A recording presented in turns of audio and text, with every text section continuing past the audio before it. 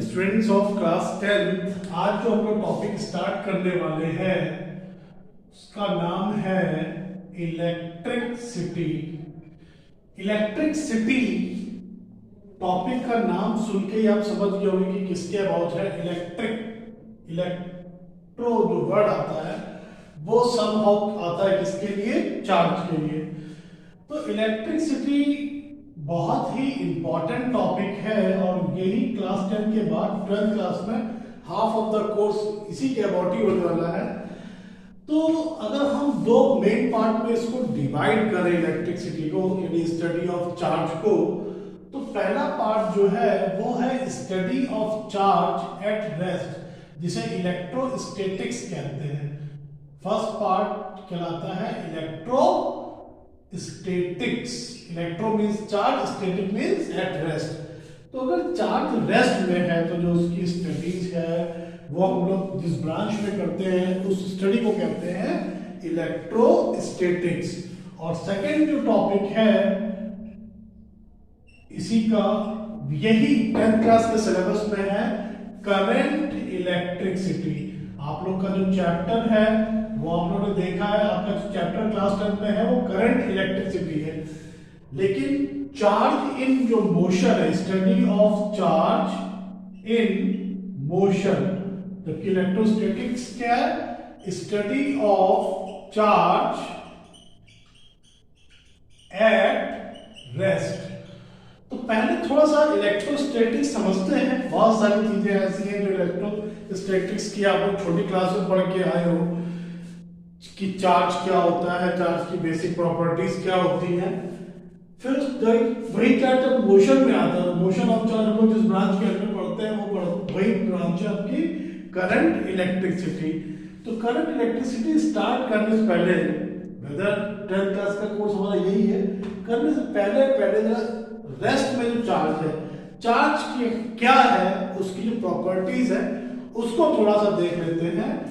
तो चार्ज की अगर हम बात करें तो बेसिक डेफिनेशन चार्ज की ये है कि charge is that fundamental property of matter due to which it experience और produce electric and magnetic effects. ठीक है, तो चार्ज फंडामेंटल प्रॉपर्टी है। क्यों फंडामेंटल प्रॉपर्टी को आफिर करेंगे आपको, तो देखिए चार्ज जो फंडामेंटल चार्ज है, जिससे स्मॉल चार्ज फ्रीली एग्जिस्ट नहीं हो सकता, वो फंडामेंटल चार्ज हम ई से शो करते हैं और इसका मैग्नीट्यूड होता है 1.6 10⁻⁹ कूलम।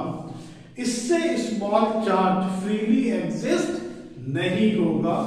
छोटी क्लास में भी आप इसके बारे में एक चीज पढ़ चुके हैं कि भाई एक जो प्रोटॉन होता है, चार्ज ऑन ईच प्रोटॉन वो प्लस ई यानी कि प्लस का 1.6 10⁻⁹ कूलम होता है, और चार्ज ऑन ईच इलेक्ट्रॉन वो माइनस का ई यानी माइनस का 1.6 10⁻⁹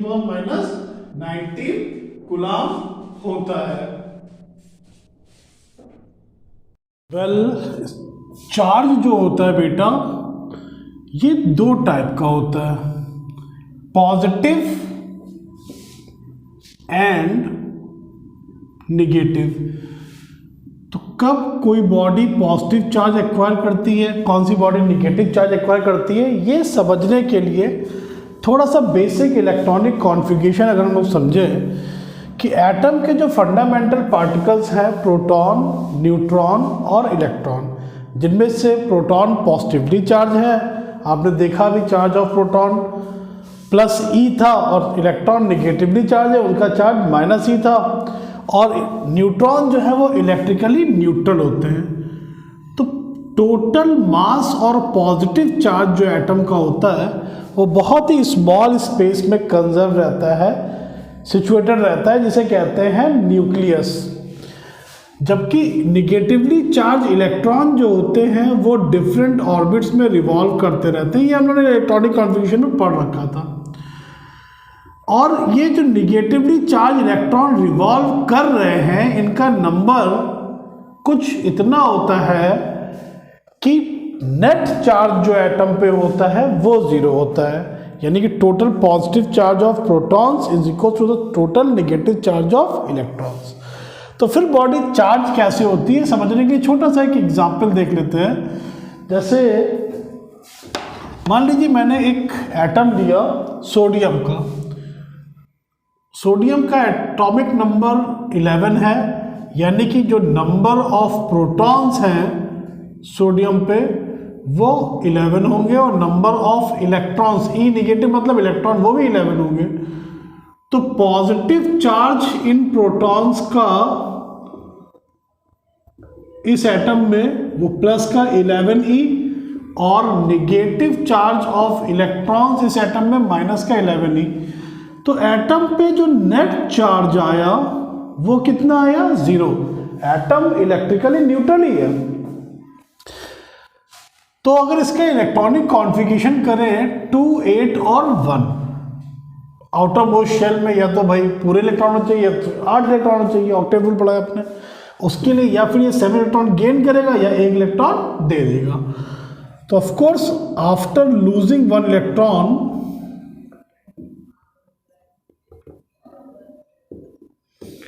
इसके पास नंबर ऑफ प्रोटॉन्स जो हैं वो अभी भी 11 ही है, लेकिन नंबर ऑफ इलेक्ट्रॉन्स जो बचे वो कितने बचे 10। तो positive charge of proton plus का 11e और negative charge of electron minus का 10e। तो अब नेट चार्ज 0 नहीं आ रहा है। अब देखिए अगर हम देखें नेट चार्ज पॉजिटिव आ रहा है, तो इसका मतलब ये है कि ये सोडियम एटम से सोडियम आयन बन गया। तो इसका मतलब ये है कि जब भी कोई एटम इलेक्ट्रॉन को लूज करेगा तो वो पॉजिटिव चार्ज बन जाएगा, या कोई बॉडी इलेक्ट्रॉन को लूज करेगी तब वो बनेगी कैसी चार्ज, पॉजिटिवली चार्ज बॉडी। इसी के साथ एक और एग्जाम्पल देखते हैं। जैसे मान लीजिए मैंने एग्जाम्पल लिया क्लोरीन का, एटॉमिक नंबर 17 है इसका। तो इसमें नंबर ऑफ प्रोटॉन्स जो हैं वो 17 है और नंबर ऑफ इलेक्ट्रॉन्स वो भी 17 है। तो पॉजिटिव चार्ज प्रोटॉन का प्लस का 17e और नेगेटिव चार्ज इलेक्ट्रॉन का माइनस का 17e, जहाँ e फंडामेंटल चार्ज है। तो नेट चार्ज एटम का 0 है, यानी एटम अभी इलेक्ट्रिकली न्यूट्रल है। इलेक्ट्रॉनिक कॉन्फ़िगरेशन अगर करते हैं 2, 8 और 7, आउटर मोस्ट शेल में 7 इलेक्ट्रॉन है, होने चाहिए थे 8, तो उसके लिए या तो 7 डोनेट कर दे या फिर एक गेन कर ले। तो ऑफकोर्स ये गेन करेगा। तो आफ्टर गेनिंग 1 इलेक्ट्रॉन इसके पास प्रोटॉन्स कितने बचे, वो तो अभी भी 17 ही है, लेकिन इलेक्ट्रॉन्स कितने हो गए 18। तो इन प्रोटॉन्स का पॉजिटिव चार्ज प्लस का 17e और निगेटिव चार्ज जो आपका इलेक्ट्रॉन्स का है वो माइनस का 18e। तो अभी नेट चार्ज अगर हम देखें तो वो माइनस का e हो गया ना, तो ये बन गया क्लोरीन का निगेटिव आयन। तो आपने देखा कि जब भी एटम या बॉडी इलेक्ट्रॉन को लूज करेगी तो it will become positively charge, and whenever a body gains the electron it will become negative charge. तो चार्ज की जो डेफिनेशन है सुन लीजिए ध्यान से, लिखना चाहे आप लिख लीजिए कि charge is that fundamental property of matter due to which it experiences और produces electric and magnetic effect. उन्हीं इफेक्ट्स को हम लोग को इस चैप्टर में पढ़ना है। तो 2 टाइप का चार्ज होगा, पॉजिटिव या निगेटिव, और बॉडी के चार्ज होने के लिए जो रिस्पॉन्सिबल टर्म है वो इलेक्ट्रॉन्स हैं, प्रोटॉन्स नहीं है। प्रोटॉन्स ट्रांसफर वन बॉडी से दूसरी बॉडी तक ईजिली नहीं होते।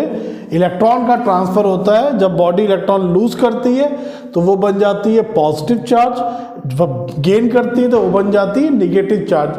बहुत सारे ऐसे आपने एग्जाम्पल्स पढ़े थे छोटी क्लास में कि बालों से अगर हम स्केल को रब करते हैं, पेन को प्लास्टिक के रब करते हैं, बिट ऑफ पेपर्स को अपनी ओर अट्रैक्ट करता है, तो स्केल पे रब करने पे बालों पे जो स्केल थी या फिर पेन था वो चार्ज हो जाता था। तो कैसे चार्ज हो जाता था, तो या तो स्केल से बालों में इलेक्ट्रॉन चले गए तो स्केल पॉजिटिव चार्ज हो गई, या फिर बालों से अगर स्केल पे आ गए तो स्केल निगेटिव चार्ज हो गई। इंसुलेटर थी स्केल, इंसुलेटर और कंडक्टर का भी हम लोग एक्सप्रेशन पढ़ेंगे। तो चार्ज दो टाइप के होते हैं, ये क्लियर है, पॉजिटिव और निगेटिव। जब इलेक्ट्रॉन बॉडी लूज करती है तो पॉजिटिव चार्ज होती है, गेन करती है तो निगेटिव चार्ज होती है।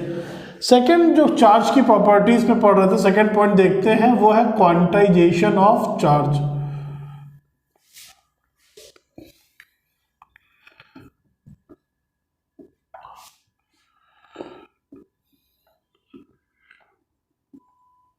देखिए, अगर एक बॉडी ए है और इससे बॉडी बी में हम इलेक्ट्रॉन ट्रांसफर कर रहे हैं, तो क्योंकि हमने पढ़ रखा है कि फंडामेंटल चार्ज जो है वो ई है, इससे स्मॉल चार्ज फ्रीली एग्जिस्ट नहीं हो सकता। तो या तो ए से बी पर एक इलेक्ट्रॉन ट्रांसफर करोगे, तो अगर ऐसा करते हैं तो ए पर प्लस का 1e चार्ज हो जाएगा और बी पर प्लस माइनस का 1e चार्ज हो जाएगा।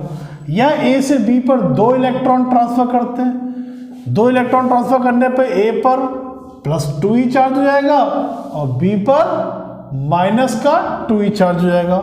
या ए से सी तक बी पर आप 3 इलेक्ट्रॉन ट्रांसफर करेंगे, क्योंकि फंडामेंटल चार्ज ई है, 2 के बाद 2.5 या फिर 2.5 पौने 3 ऐसे इलेक्ट्रॉन तो ट्रांसफर कर भी नहीं सकते। तो जो नंबर ऑफ इलेक्ट्रॉन जो ट्रांसफर हो रहे हैं ये हमेशा एक पॉजिटिव इंटीजर होंगे। तो उस कंडीशन में 3 इलेक्ट्रॉन अगर ट्रांसफर किए तो ए पे +3 चार्ज हो जाएगा और बी पे जो चार्ज होगा वो -3 होगा। इसी तरह से करते करते अगर मान लीजिए ए पे बी पर हमने n इलेक्ट्रॉन्स ट्रांसफर किए, तो चार्ज एक्वायर्ड बाई ए जो होगा प्लस का Ne होगा और चार्ज एक्वायर्ड बाई बी जो होगा वो माइनस का Ne होगा। तो क्वांटाइजेशन ऑफ चार्ज ये कहता है कि अगर किसी बॉडी से n इलेक्ट्रॉन ट्रांसफर हुए हैं तो उस पर जो चार्ज एक्वायर्ड होगा वो Q बराबर Ne होगा, प्लस या माइनस इस बात पे डिपेंड करेगा। अगर लूज किए तो Q बराबर +Ne, गेन किए तो -Ne। तो जो n है ये हमेशा एक पॉजिटिव इंटीजर होगा, 1 2 3 4 या फिर एंड सो ऑन। ये कभी भी फ्रैक्शन में नहीं होगा। ये है क्वांटाइजेशन ऑफ चार्ज, कि जो चार्ज इलेक्ट्रॉन के ट्रांसफर की वजह से कॉज हो रहा है वो हमेशा क्वांटाइज्ड होगा, यानी नंबर ऑफ इलेक्ट्रॉन कभी फ्रैक्शन में नहीं होंगे। एक छोटा सा एग्जांपल इसी के रिगार्डिंग देख लेते हैं कि a body has -1 coulomb charge, find number of excess of electrons. जाहिर सी बात है, नेगेटिव चार्ज है तो उस पर एक्सेस ऑफ इलेक्ट्रॉन्स ही होगा। तो देखिए Q बराबर अगर हम Ne लगाएं तो माइनस साइन यहाँ नहीं ले रहे, क्योंकि माइनस साइन से शो कर रहा है कि उसके पास एक्सेस में इलेक्ट्रॉन है। भाई गेन किया तभी तो नेगेटिव चार्ज है। तो Q1 रखा, n निकालना, E की वैल्यू 1.6 10 की पावर -19, तो n बराबर 1/1.6 10 की पावर -19। सॉल्व किया, 6.25 10 की पावर 18 इलेक्ट्रॉन्स। तो इतने इलेक्ट्रॉन्स की उसके पास एक्सेस होगी नॉर्मल से। अगर यही चार्ज अगर मान लीजिए पॉजिटिव होता तो उसके पास इतने इलेक्ट्रॉनों की कमी होती, ठीक है, डिफिशिएंट या फिर डिफिशिएंसी ऑफ इलेक्ट्रॉन होता। तो चार्ज की फर्स्ट पॉइंट समझ में आया कि 2 टाइप का होता है, पॉजिटिव और निगेटिव। सेकेंड, चार्ज जो होता है वो क्वांटाइज्ड होता है। थर्ड प्रॉपर्टी जो चार्ज की है कि चार्ज जो होता है वो हमेशा कंजर्व रहता है। किसी भी सिस्टम का जो आइसोलेटेड सिस्टम है उसमें चार्ज ना प्रोड्यूस हो सकता है ना डिस्ट्रॉय हो सकता है। सिस्टम के अंदर एक बॉडी से दूसरी बॉडी में केवल चार्ज ट्रांसफर हो सकता है। कंजर्वेशन लॉ ऑफ चार्ज, कि total charge of a system is always remain conserve. इसको समझते हैं, ये मान लीजिए मैंने एक आइसोलेटेड सिस्टम बनाया, ना बाहर से चार्ज अंदर जा सकता है ना अंदर से चार्ज बाहर जा सकता है।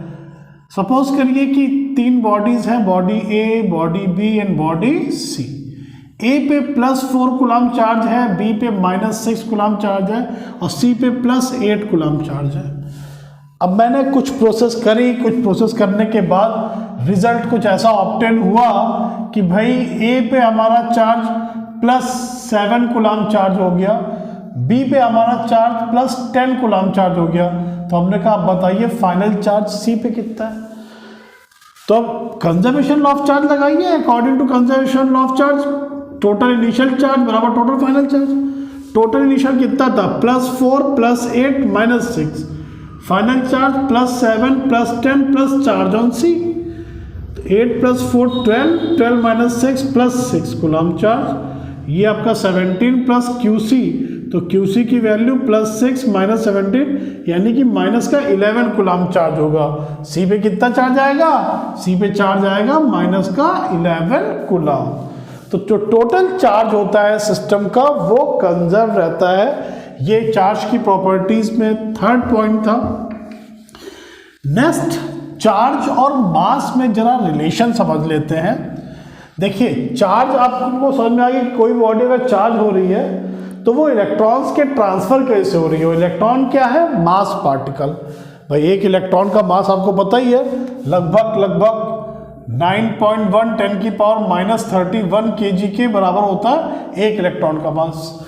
तो अगर इलेक्ट्रॉन कोई बॉडी गेन कर रही होगी तो उसका मास लिटिल बिट बढ़ रहा होगा, और अगर लूज कर रही होगी तो उसका मास लिटिल बिट कम हो रहा होगा। तो अगर हम चार्ज और मास में डिफरेंस देखें तो पहला पॉइंट तो ये है कि चार्ज, आपने जैसे देखा कि चार्ज कैन बी पॉजिटिव और निगेटिव बोथ। भाई अगर गेन कर रहा है तो निगेटिव चार्ज है, इलेक्ट्रॉन अगर गेन कर रहा है, और लूज कर रहा है तो पॉजिटिव चार्ज है। लेकिन अगर हम मास की बात करें तो मास तो एक स्केलर क्वांटिटी है। स्केलर तो खैर चार्ज भी है, वो नेचर निगेटिव है। मास हमेशा ही पॉजिटिव होता है। अगर कोई बॉडी है एग्जिस्ट कर रही तो उसका मास पॉजिटिव होगा, अदरवाइज मास 0 होगा, निगेटिव कभी भी नहीं होगा। सेकंड, देखिए मास जो है न्यूट्रल हो सकता है। अगर किसी बॉडी में जितने इलेक्ट्रॉन्स है उतने ही प्रोटॉन्स है तो न्यूट्रल ही तो हुआ। तो body mass can be without charge. यहां चार्ज का मतलब नेट चार्ज से है। अगर मैं बोलूं कि आपसे कि ये पेन न्यूट्रल है तो इसका मतलब ये नहीं कि इस पर कोई चार्ज नहीं है। इसमें जितना निगेटिव चार्ज है उतना ही पॉजिटिव चार्ज है। भाई जितने प्रोटॉन्स है उतने इलेक्ट्रॉन्स है, ना इलेक्ट्रॉन एक्सेस में ना लैक में, इसीलिए ये आपका न्यूट्रल है। तो इसलिए मेरा नेट चार्ज 0 हो सकता है। Mass can be without charge, लेकिन charge can not be without mass. भाई अगर गेन किया है इलेक्ट्रॉन तो मास बढ़ेगा, लूज किया तो कम होगा, मास तो होगा ही होगा, लेकिन मास नेट चार्ज के बगैर पॉसिबल हो सकता है। थर्ड पॉइंट बहुत बढ़िया पॉइंट जो है, और इसका यूज 10th क्लास में तो खैर ना के बराबर ही है। पॉइंट ये है कि चार्ज जो होता है does not very with speed. अगर मूविंग है, चाहे किसी भी स्पीड से मूव करे चार्ज, उसका चार्ज उतना ही होगा, चार्ज में कोई चेंज नहीं होगा। जबकि मास जो है, मास डिपेंड्स ऑन स्पीड। ये क्लासिकल फिजिक्स में आपको नहीं मिलेगा। मॉडर्न फिजिक्स में आइंस्टाइन ने बताया था कि मूविंग मास जो होता है रेस्ट मास से डिफर होता है अपनी रिलेटिविटी थ्योरी से, जो कि हम लोगों ने क्लासिकल फिजिक्स में नहीं पढ़ा था। 9th क्लास में जो आपने लॉ पढ़े हैं वो क्लासिकल फिजिक्स के थे। भाई बॉल मूव कर रही है, बैलगाड़ी मूव कर रही है, ट्रेन मूव कर रही है, बस मूव कर रही है, जेट प्लेन भी मूव करते, वो इतनी हाई स्पीड से नहीं ट्रेवल कर रहे थे कि उनका रेस्ट मास डायनेमिक मास से डिफर हो। लेकिन आइंस्टाइन ने ये बताया था कि अगर कोई बॉडी लाइट की आसपास की स्पीड से ट्रेवल करने लगे, यानी v(c) से बहुत ज़्यादा कम ना हो अगर, तो उसका डायनेमिक मास रेस्ट मास से डिफर होगा। m0 जो है वो रेस्ट मास है, जबकि m डायनेमिक मास है। तो अगर बॉडी मोशन में है और उसकी स्पीड लाइट की स्पीड के आसपास है तो उसका मास रेस्ट मास से डिफर होगा, जबकि चार्ज पे स्पीड का कोई फर्क नहीं पड़ता।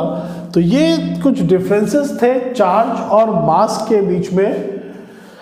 तो फोर्थ प्रॉपर्टी देखिए, फर्स्ट आपने पढ़ लिया चार्ज दो टाइप के हैं, सेकंड चार्ज क्वांटाइज है, थर्ड चार्ज कंजर्व्ड है। चार्ज और मास में रिलेशन आपने देख ली। इसके बाद करते हैं force between the charges, force between the charges. तो लाइक चार्जेस जो होते हैं वो हमेशा एक दूसरे को रिपल करते हैं। लाइक चार्जेस के बीच कभी भी प्यार नहीं होगा, हमेशा क्या होगी, दुश्मनी। प्यार होगा अनलाइक चार्जेस के बीच, अट्रैक्शन होगा अनलाइक चार्जेस के बीच। चार्जेस में ह्यूमन बीइंग्स की तरह कोई एक्सेप्शनल केस नहीं है, ठीक है, कि आदमी हूँ आदमी से चार्ज में लाइक है तो रिपल्शन और अनलाइक है तो अट्रैक्शन। ये जो मैग्नीट्यूड इस फोर्स का है, ये 12th क्लास में कूलॉम्स लॉ आप लोग पढ़ोगे। मैं थोड़ा सा ब्रीफ कर देता हूँ कि दो पॉइंट चार्जेस जिनका साइज दूरी के रेस्पेक्ट में, इस दूरी के रेस्पेक्ट में साइज अगर नेग्लिजिबल है तो पॉइंट टच कराता है। दो पॉइंट चार्जेस के बीच लगने वाला इलेक्ट्रोस्टैटिक फोर्स, यानी चार्ज रेस्ट में है अगर, तो वो उन चार्जेस के प्रोडक्ट के डायरेक्टली प्रोपोर्शनल और उनकी बीच के डिस्टेंस के स्क्वायर के इनवर्सली प्रोपोर्शनल होता है। क्योंकि आपको पता है इलेक्ट्रोस्टैटिक फोर्स जो है वो एक नॉन कांटेक्ट फोर्स है। एक चार्ज दूसरे चार्ज को दूर से ही रिपेल या अट्रैक्ट करता है, कांटेक्ट में लाने की जरूरत नहीं है। जितने भी नॉन कांटेक्ट फोर्स होते हैं सब इनवर्स स्क्वायर लॉ को फॉलो करते हैं। तो the force between two point charges is directly proportional to product of charges and inversely proportional to square of distance between them. यहाँ पे कांस्टेंट ऑफ प्रोपोर्शनलिटी लगाते हैं, ज़्यादा जानने की जरूरत नहीं, वो 12th में हम लोग देखेंगे कि के की वैल्यू क्या है। बस ये ध्यान रखिए कि दो चार्जेस के बीच लगने वाला फोर्स उनके बीच की डिस्टेंस के स्क्वायर के इनवर्सली प्रोपोर्शनल होगा। यानी डिस्टेंस अगर डबल होगी तो फोर्स 1/4 रह जाएगा, डिस्टेंस अगर हाफ होगी तो फोर्स 4 टाइम्स इंक्रीज हो जाएगा। और चार्जेस के प्रोडक्ट के डायरेक्टली प्रोपोर्शनल है, लगभग कुछ ना कुछ वैसे ही आप रिलेट कर सकते हो। जैसे दो पॉइंट मासेस के बीच लगने वाला ग्रेविटेशनल फोर्स था कि वो मासेस के प्रोडक्ट के डायरेक्टली प्रोपोर्शनल था और बीच की डिस्टेंस के स्क्वायर के इनवर्सली प्रोपोर्शनल था।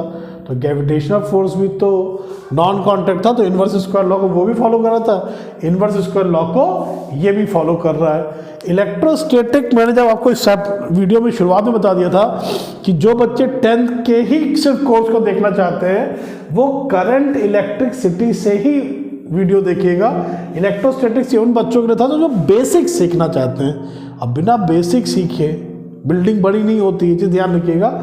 तो इस वीडियो में आज के इतना ही है। नेक्स्ट वीडियो में हम लोग इलेक्ट्रिक फील्ड और फिर करंट इलेक्ट्रिसिटी को डिफाइन करेंगे।